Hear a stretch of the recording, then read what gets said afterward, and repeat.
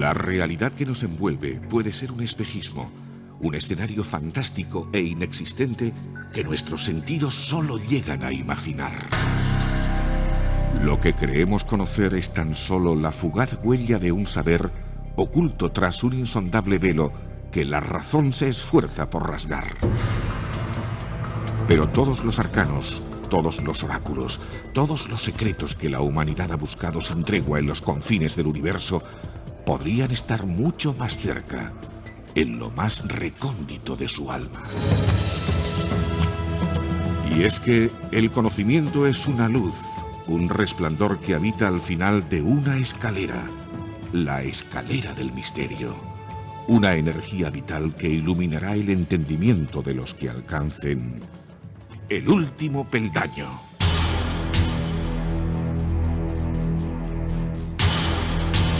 El último peldaño.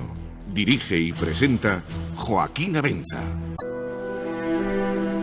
Mucha gente dice no creer en ellos. Quizás si hacemos una encuesta y esa respuesta tiene que ser pública, nos encontraremos de una manera aplastante con esa negativa, casi encontraremos sonrisas, también algunos pues un poco de impresiones casi negativas, pero lo que es verdad es que, como decimos, nadie dice creer en ellos, me refiero a los fantasmas.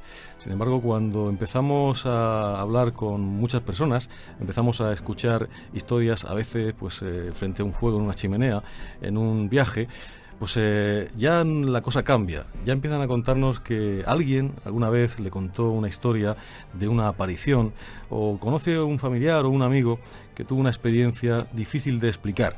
¿Quién no ha oído hablar alguna vez del fantasma de la curva? ¿Quién no ha oído hablar alguna vez del holandés errante? Y tantas leyendas que han ido forjando la historia a lo largo de los siglos, incluso asociadas a lugares geográficos, topográficos, incluso a casas. Bueno, pues esta noche, amigos oyentes, los peldaños de nuestra escalera nos llevan a una ciudad para mí maravillosa, cautivadora, una joya auténtica de la historia y del arte, como es Granada. Y esta noche vamos a contarles tres casos en los que vamos a profundizar, que tienen que ver con un verdugo, con un edificio oficial y con un hospital, donde han sucedido historias que son a todas luces imposibles. 3 historias de fantasmas. Y para ello, pues yo creo que no podemos tener mejor invitado esta noche, un hombre que ha escrito un libro que se llama 3 historias de fantasmas, casas encantadas y Poltergeist, y además ustedes lo conocen bien, es uno de los grandes investigadores que hay en estos momentos en España en el mundo de la parapsicología. Rafael Casares, buenas noches. Hola, muy buenas noches, Joaquín. Estamos, como siempre, muy contentos cuando te tenemos en el programa, y sobre todo porque esta noche vamos a hablar de un tema que yo confieso que, a pesar de que todo el mundo, como decíamos antes, suele decir que no cree en ello, yo te confieso que a mí me parece apasionante. No sé si decirte que creo o que no creo, pero lo que sí te puedo decir es que me interesa, porque detrás de todas estas historias hay pues un fenómeno que se viene repitiendo desde la noche de los tiempos, que está ahí, que nadie ha sido capaz hoy en día de negarlo categóricamente, como tampoco ha sido nadie capaz de demostrarlo. Pero lo que sí es verdad es que si nos fuésemos a un juicio, y si a veces se condena a muchos reos simplemente por los testimonios de algunas personas, de testigos que cuentan unos sucesos, desde luego el fantasma estaría absolutamente demostrado por la enorme cantidad de testimonios que hay en todas las épocas, en todos los lugares y en todas las historias. Y hoy vamos a hablar de un lugar concreto, de una ciudad concreta, como es tu ciudad, Granada, que desde luego es una ciudad mágica, la miremos por donde la miremos, pero también es una ciudad en la que hay una gran tradición en lo que se refiere a historias de fantasmas. ¿Por qué crees que esto es así? Bueno, yo creo que la parte sur de la península tiene una energía especial, y incluimos también nuestra querida Murcia, y forman una especie de continuo geográfico, ¿no? En montañas, en ríos, en corrientes subterráneas. Entonces, desde mi punto de vista particular, que es el que se puso por primera vez cuando se editó el libro en el año 1999, de 3 historias de fantasmas, casas encantadas de Poltergeist, por primera vez se introduce, por mi interés y mi estudio holístico en todo tipo de temas, conceptos distintos al de la parapsicología habitual. La parapsicología habitual en muchos momentos pues se interesó por los temas de los fantasmas, de la espectrogénesis y de otras muchas temáticas similares, pero lo fue abandonando con la excusa de querer investigar de un modo científico las cosas, ¿no? Es decir, repetible. Pero claro, estos fenómenos no son repetibles o no son repetibles de la manera en que se puede repetir un experimento en un laboratorio. Por lo tanto, la parapsicología ha ido perdiendo cada vez más terreno y más prestigio, y al final no queda explicado los fenómenos verdaderamente importantes, que no son ni la telepatía ni nada de eso por las cartas Zener, sino los temas trascendentes que siempre han preocupado al ser humano desde el albor de los tiempos, como tú mismo acabas de indicar. En este libro entonces indico yo que hay una fuerte conexión entre las energías telúricas de la Tierra, de los puntos sagrados, de los puntos emblemáticos, de las zonas de poder, con todos los fenómenos relacionados con la parapsicología y la fantasmogénesis. Y por eso Granada, que está llena de cuevas, de túneles, de corrientes subterráneas, de ríos con oro y otros metales preciosos, tienen las condiciones necesarias para que se impregnen determinadas casas que son muy antiguas y por lo tanto están llenas de sucesos trágicos, y se puedan apreciar que quizás en otras zonas más despobladas o que no tengan tanta historia o no tengan esta energía o tanta energía telúrica, no se puede apreciar de esa manera tan espectacular como ocurre en Granada, ¿no? Pues yo creo que puede ser una buena hipótesis, y sobre todo teniendo en cuenta que efectivamente hay una gran cantidad de tradiciones relacionadas con este tipo de fenómenos en lugares, como tú bien dices, donde la orografía del terreno nos lleva a cuevas, nos lleva a galerías subterráneas que de alguna manera conectan con lo oculto. Vamos a saludar a los compañeros que tenemos aquí en la mesa del programa. Alejandra Jiménez, buenas noches. Hola, buenas noches, y buenas noches a Rafael. Buenas noches, Alejandra. Juanjo Benza, buenas noches. Muy buenas noches, Rafa. Hola, Juanjo. Esta noche hablamos de fantasmas y yo creo que es uno de esos temas que gusta a mucha gente. A mí el primero, y supongo que también a vosotros, os estimulará todo lo que vamos a contar hoy, que nos va a contar esta noche sobre todo Rafael Casares, que es el que sabe de estos temas. Y además sabe desde hace mucho tiempo, y hay que decir que su libro, que lo hemos nombrado muchas veces en el programa, es como la Biblia de la fantasmogénesis, porque mucha gente lo utiliza, no siempre con la ética que debería ser, porque buscando en internet, por ejemplo, casos de fantasmas, aparecen enseguida pues los casos que vamos a relatar esta noche, y algunas personas no tienen la mínima ética de siquiera decir de dónde ha sacado la fuente. Y hay que decir que eso no está bien. Y nosotros desde aquí rompemos una lanza por el trabajo de Rafael y el trabajo de la gente que lleva tantos años en esto y que a veces pues queda un poco como eclipsada por otros que salen mucho en los medios y que no siempre son los protagonistas de verdad de los casos. Mire, esto me recuerda cuando empezó a interesarme todo este tema con 14, 16 años, y estaba ese gran comunicador que era Fernando Jiménez del Oso, ¿no? Y otros como Germán de Argumosa, etcétera. Estas personas quizás no eran grandes investigadores de campo, pero creaban el ambiente propicio, en muchas ocasiones quizás más llevado hacia lo sobrenatural por la época, ¿no? Y creó una escuela de personas que le interesó la parapsicología, y ahí tenemos que ingresar sobre todo a Antonio José Alez, que con su programa en medianoche pues hizo que surgiera una gran cantera de personas interesadas en estos fenómenos, y muchos de los grandes investigadores de hoy en día pues se criaron de alguna forma escuchando pues la alerta OVNI o los programas de Antonio José Alez o de Jiménez del Oso. Y durante un tiempo los escépticos ganaron la partida, dominaron todos los medios de comunicación, más de una década, cuando las autonómicas pues fueron gobernadas por la Trinca y todos esos productoras que silenciaban estos temas o los ridiculizaban pues llevando un gran experto como el director del Parque de la Ciencia y una analfabeta curandera.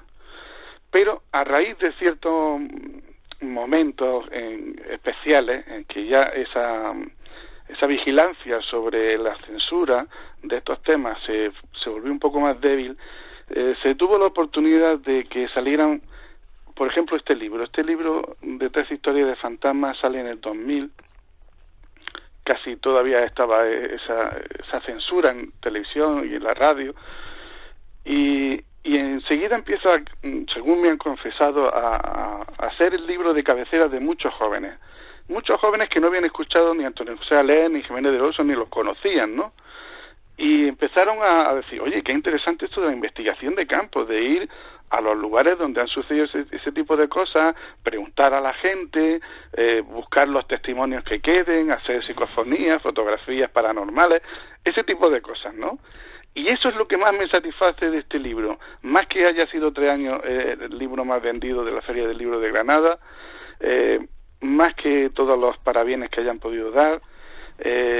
También hay que indicar que la editorial puso a Juan Arcos como corrector de estilo, como cronista de todos o una gran parte de los casos. Él también aportó 2 o 3 de ellos. En fin, este libro, lo que más me satisface de verdad es que haya jóvenes que ahora, gracias a él, estén haciendo ahora mismo pues pequeños grupitos, pequeños programas de radio locales y se estén moviendo en ese ámbito. Pues eso hay que decirlo para que todo el mundo lo sepa y que a cada cual pues se le reconozca su mérito. Vamos a empezar como tú dices, está dentro de la ética de cada uno, el dar las fuentes. Yo siempre, es que me encanta dar las fuentes, decir, me lo ha dicho tal, porque me parece de justicia, ¿no? Y además te da mucho más rigor, por supuesto. Claro. Pues vamos a entrar ya con esos 3 casos que, como sabes, siempre el tiempo nos traiciona y contigo, Rafael, nos pasa más que con nadie. Es decir, cada vez que está con nosotros siempre nos quedamos con la mitad de cosas sin contar. Y es porque nos ponemos a hablar de cosas tan interesantes que bueno, se nos pasa el tiempo sin darnos cuenta. Vamos a comenzar hablando del primer caso que queremos tocar esta noche. Un caso muy conocido en Granada y que a los aficionados a este fenómeno de los fantasmas es uno de los que hiela más la sangre en las venas. El caso del maestro Lorenzo, el verdugo. ¿Qué sucede en este caso? Cuéntanos, porque es un caso que, además, yo sé que tú narras estas cosas con mucha maestría y nuestros oyentes están deseando conocerlo. Una persona que se dedica pues a un oficio que afortunadamente ya en España no existe, pero que durante un tiempo pues había gente que se dedicaba a ejecutar sentencias de muerte y eran unos personajes muy especiales, pero este todavía era mucho más. Cuéntanos. Sí, como todos los demás casos del libro no habían sido escritos antes, habían sido divulgados el caso de la Diputación y de la Mujer de Negro a través de los periódicos, pero nunca habían sido escritos en un libro. Es más, este es el primer libro que se dedica, que yo conozca, a historias de casas encantadas y fantasmas, exclusivamente, ¿no? Este es el primer libro que se editó de estas cosas. Y entonces tenía todo el campo abierto y por lo tanto todos los datos que vengan después provienen de esta fuente, ¿no? Muchas veces yo me dejo llevar por señales, por intuiciones y sobre todo por casualidades. Casualmente conocí a Encarna, que era una limpiadora de la Real Chancillería de Granada.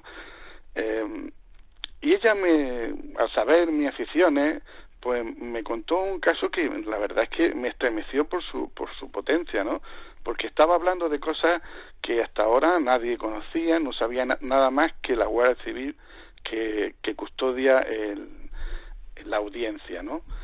El caso es que Encarna, mientras estaba haciendo sus labores de limpieza muy temprano, a las 7 de la mañana ya empezaba a estar limpiando, y se encontraba en determinada parte del edificio, en la parte superior, muy cerca de una habitación que tenía reservada el verdugo, el último verdugo que había en esta región judicial. Tuvo una experiencia aterradora. Era 1988, ella iba con los cubos de la limpieza, con la fregona, y iba transitando por un pasillo y de repente vio al final del pasillo una figura alta,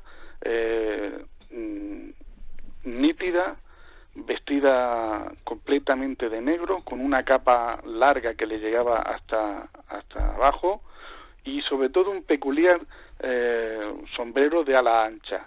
Por supuesto, en 1988 eso no lo llevaba nadie, y ella se asustó muchísimo, más cuando se fue acercando, como deslizándose, no caminando, sino deslizándose hacia ella, y observó que la capa no llegaba hasta el suelo y no había pies, por lo tanto estaba como flotando delante de ella.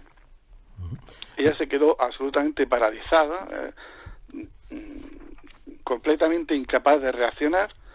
En el momento en que intentó exclamar algo, este ser se fue igual que había venido, deslizándose hacia atrás, siempre de frente. Su rostro era muy blanco, pálido, como el de un cadáver, y su indumentaria pues era verdaderamente el típico fantasma que te hace de verdad estremecer. Pues ese primer caso que se recogió de Encarna fue una aventura que se empezó a investigar, y tuvo pues insospechados acontecimientos posteriores, ¿no? Uh-huh. Logramos averiguar también. Sí, perdón. No, es que quería hacer porque hay una cosa que no quiero dejar pasar.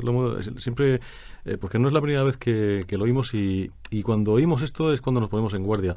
No sé, Juanjo, si te acuerdas que incluso hablando de un fantasma que se aparecía en Canarias, con Héctor Pérez Fajardo, en el conservatorio, no sé si también te acuerdas, Alejandra, también nos contaba que la característica más destacable era que ese fantasma levitaba y que además no veían ningunos pies, sino que aquello estaba a unos determinados centímetros del suelo. ¿No sé si te acuerdas en aquel caso? ¿Recuerdas, por ejemplo, al niño del cementerio de las Torres? También tampoco tenía pies. Son siempre entidades que levitan, que están como... Sí. Eso es muy curioso, y además yo creo que eso deberíamos comentarlo con suficiente detalle, porque... Pues te lo comento inmediatamente porque he pensado mucho en eso. Uh-huh. No solamente no se le ven los pies normalmente a muchos de estos fantasmas, y también podríamos hacerlo ahora si lo quieres, la distinción entre espectro y fantasma. No se le ven los pies, pero tampoco, no siempre se le ven las manos. Es más, muchas veces no se le ve tampoco la cara. No siempre, la cara puede variar, pero las manos y los pies casi invariablemente no se aprecian, o son borrosos o están invisibles. Yo considero que es un efecto de la percepción de nuestro cerebro. Nuestro cerebro interpreta una serie de señales de determinada manera, y como esto no es una realidad física tangible, es simplemente una percepción del trabajo del cerebro que viene por otros lugares, quizás aparte de los nervios ópticos. Solo se aprecia, digamos, lo que tiene una importancia. Si el fantasma incluso es una entidad inteligente, por lo tanto fantasma, no un espectro, entonces también es posible que ahorre energía, dejando ver solo la parte importante de su aspecto físico. Interesante, ¿eh? Sí, por ejemplo, Catiquín al principio aparecía entera y luego cada vez iba apareciendo menos, hasta que las últimas veces me parece que solo aparecía la cabeza. Es una manera, efectivamente, claro. bastante lógica, si pensamos que esto es algo que se genera con una energía tangible y que necesita pues esa energía para poder materializarse en este caso. Y conforme se materializa más veces, más energía gasta, y por lo tanto menos puede verse, y al final solo, como dice Juanjo, solo queda la cabeza, que es lo verdaderamente primordial, porque es lo que representa nuestra inteligencia, nuestras emociones, nuestra personalidad. Claro, incluso hay casos de gente que dice haber visto a fantasmas o espectros que son familiares suyos y reconocen no haber visto ni cara, ni manos, ni pies. A lo mejor un traje o un gorro que recordaban, pero no es necesariamente una parte de su cuerpo físico como nosotros lo recordaríamos, porque saben que son ellos, no necesitan verlo. Efectivamente, es simplemente quizá muchas veces se queda en sensación. Sabía que era él, pero no podía describir exactamente, yo solo sabía, era una sombra, a veces dicen, con esa contradicción tan interesante, una sombra blanca, ¿no? Eso, una sombra oscura, una sombra blanca, pero sabía que era mi tío, o era mi padre, o era mi abuela, ¿no? Rafa, ¿cuántas apariciones has podido registrar de este verdugo, aparte de esta primera tan espeluznante? Bueno, pues mira, hay otra cosa muy interesante, y es que, claro, ese aspecto de sombrero y capa larga, pues nos llevaba a dos personas, a Bernardo Sánchez, que fue el último verdugo, que era poeta y cantaba, y a Lorenzo Huerta, que era el penúltimo verdugo, que vivió casi a final del siglo XIX. Entonces, claro, existía la duda de quién era. La verdad es que Bernardo Sánchez, el último verdugo, pues se le conocía mucho en Granada, porque incluso las madres intentaban asustar a los hijos diciéndole, mira, como no comas que viene el verdugo, ¿no? Pues se le veía por la calle con esa ropa, con una capa española y un sombrero de ala ancha.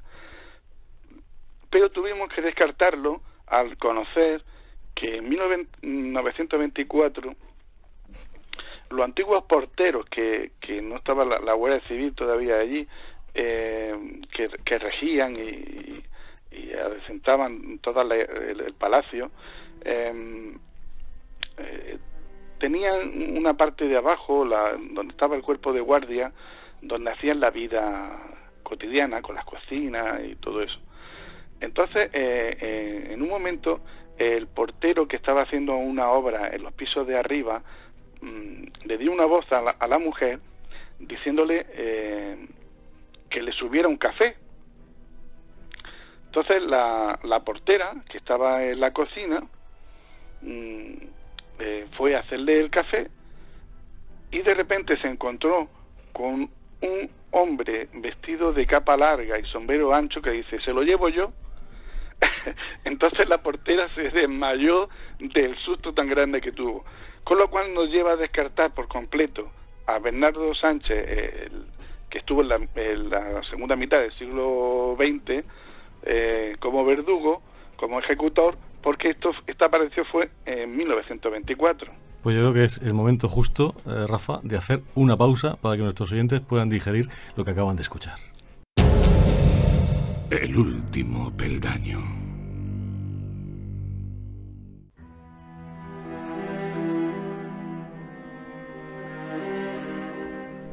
Uno de los casos, yo creo que más espeluznante de cuantos hemos contado aquí en el último peldaño, es el caso este del verdugo.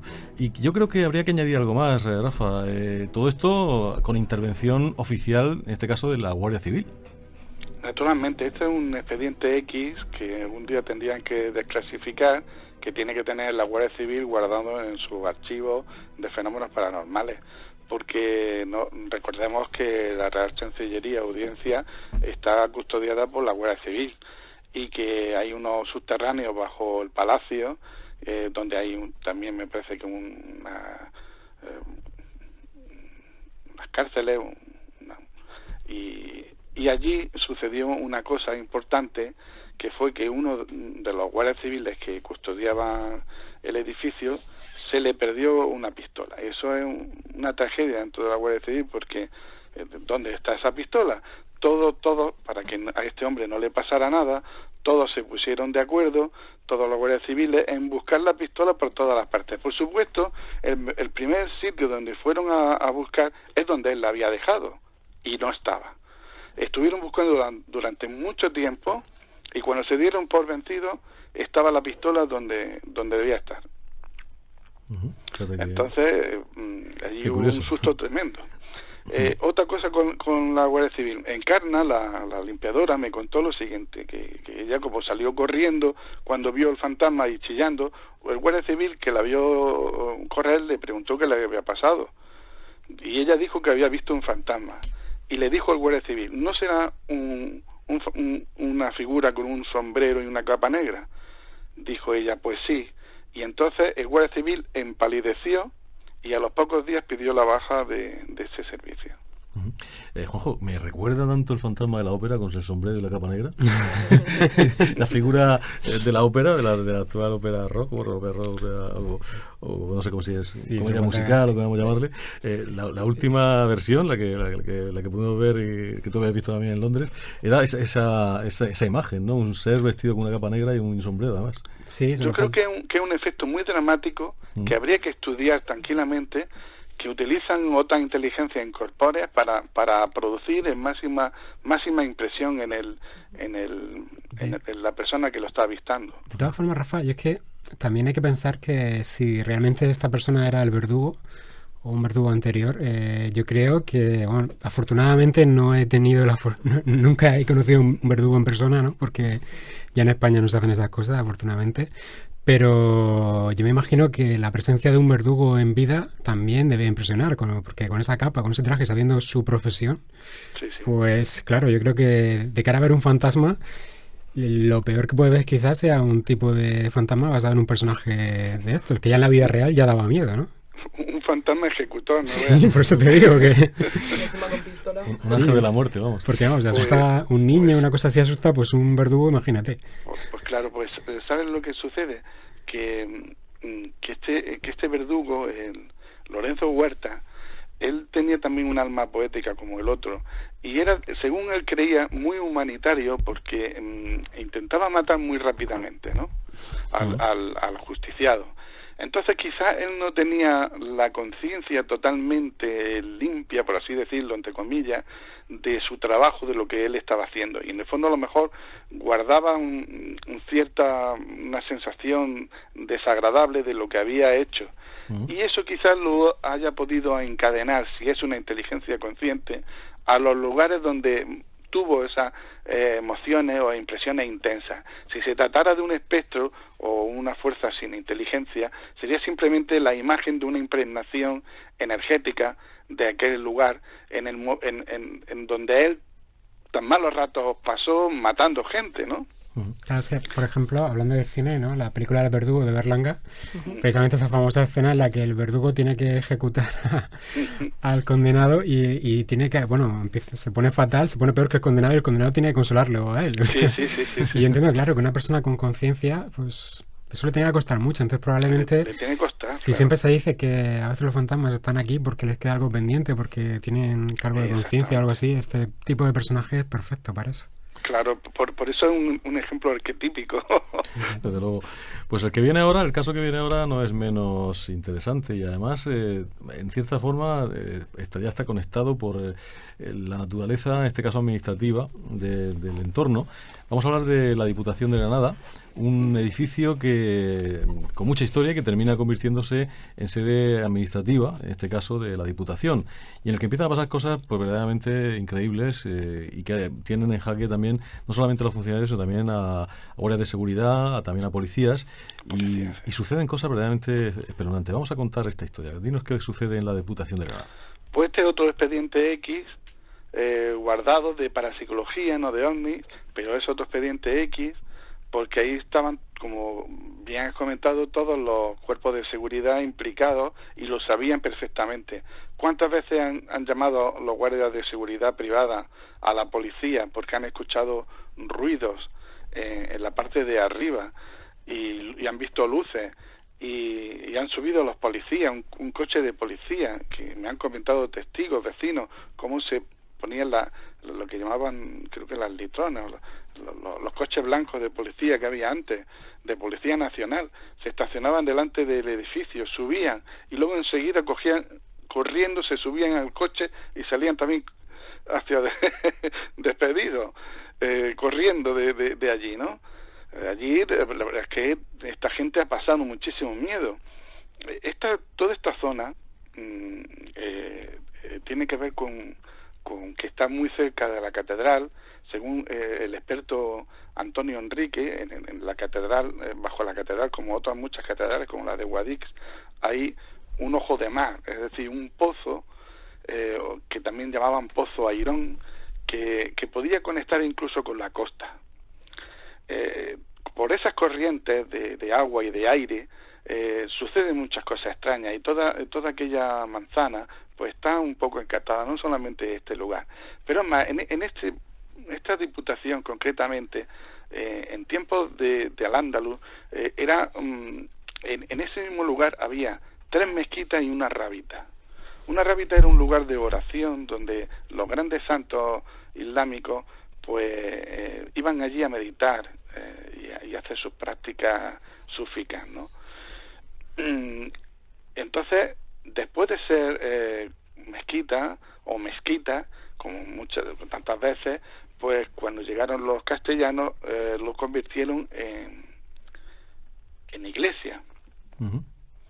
Esa iglesia, con distintas reformas y distintos acontecimientos que algún investigador en su momento dijo, el fallecido Mariano Carmona Almendro, dijo que se produjo delante de ella una estampida de un coche fúnebre de caballos, donde llevaban los restos, me parece que de un niño o de un joven, que causó también muertos. Esa estampida cuando pasó por delante de esta iglesia.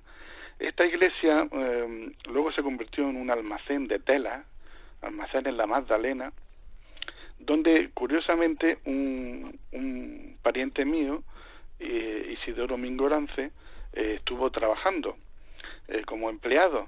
Entonces ese gran almacén era simplemente pues muchas telas puestas, pero la cúpula pintada con santos y con ángeles y con Jesús y la Virgen María y todo eso en la parte de arriba, la cúpula de fondo azul, pues todavía permanecía de la iglesia.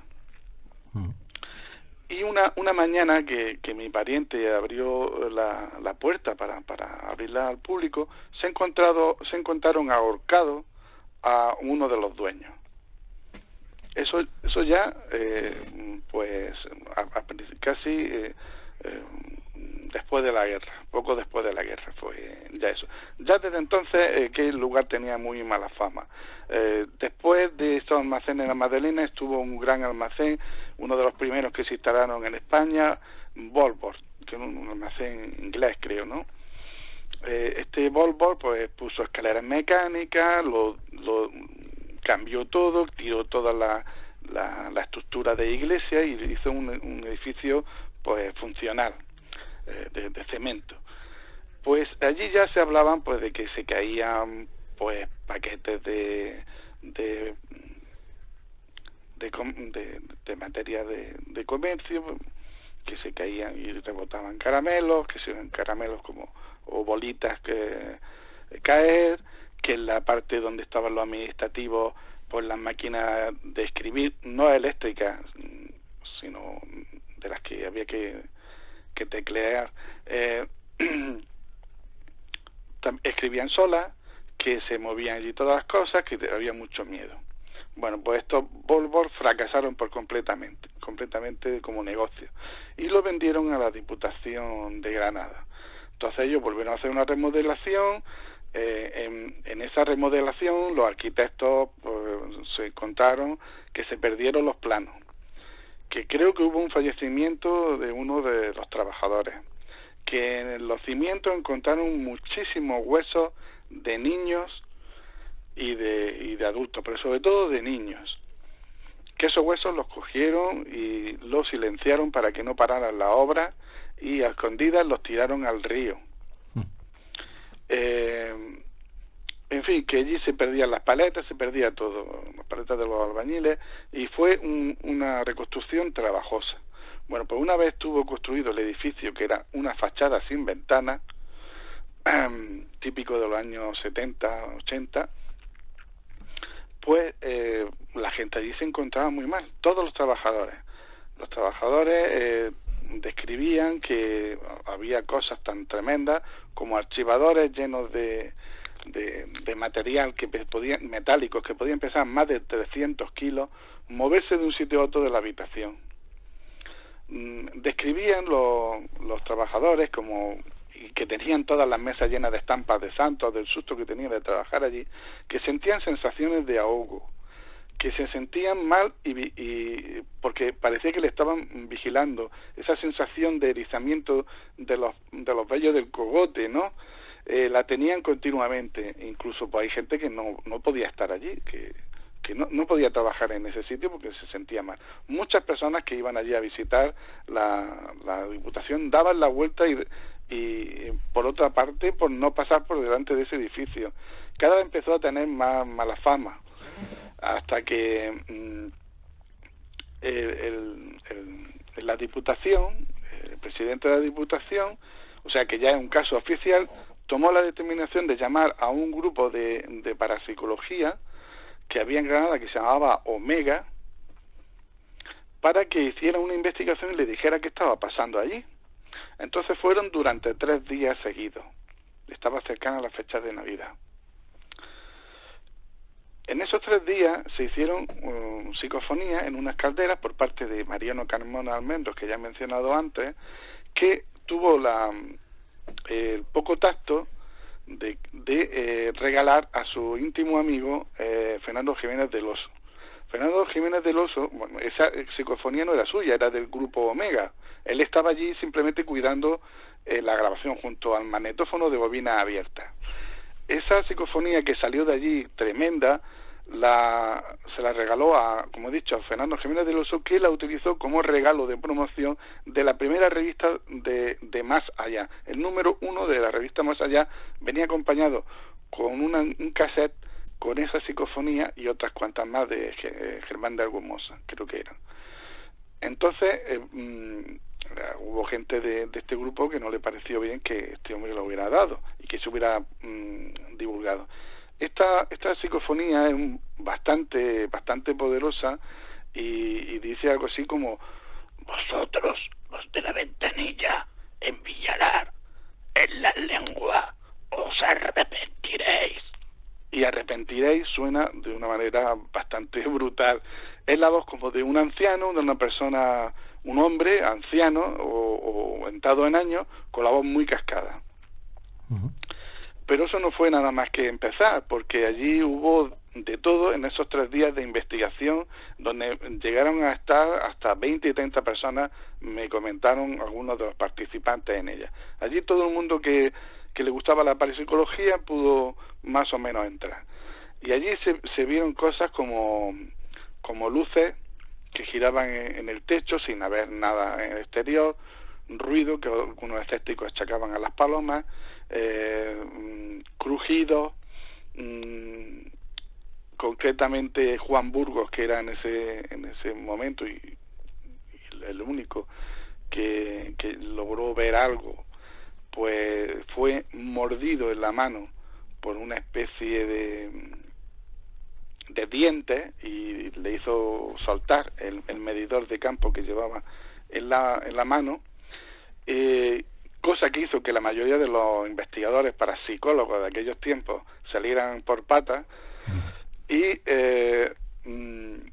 él se quedó solo, Juan Burgos, y según su testimonio observó como de una pared salió una columna de humo, y de esa columna de humo se fue formando la cara de una cara muy especial de una persona, de un hombre.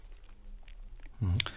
En un programa de televisión local yo le hice una entrevista a Juan Burgos, le dije que hiciera un retrato robot que salió en el periódico Ideal después. Hemos visto ese retrato y es bastante inquietante, por decirlo de una manera sencilla. Sí, sí.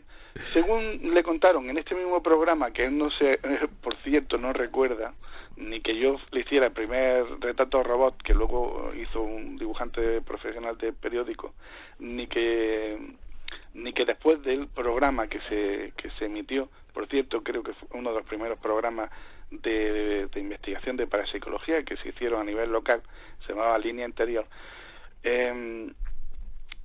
Una señora llamó al estudio y le comentó que según la descripción que él había hecho de esa figura que salía de la pared, correspondía perfectamente, según ella, y nosotros más bien dudamos de eso, pero en fin, según esa persona que llamó, correspondía a un cura que había habido en esa iglesia anterior de la Magdalena, uh-huh, y que desapareció misteriosamente. Juan Burgos, que eran investigadores por otra parte, pero de la vieja escuela, pensó que es que podría ser que esta persona, que era un gran sacerdote, que le gustaba mucho ayudar a la gente y tenía un gran patrimonio,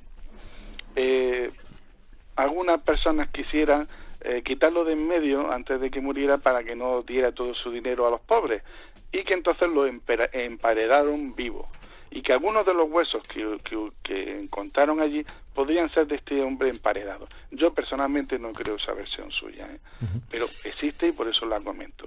Pero hubo cosas mucho más fuertes, como por ejemplo, los vigilantes son los que más han pasado penuria allí. Uno de ellos, en cierto momento, vio unas luces azules que se acercaron hacia él.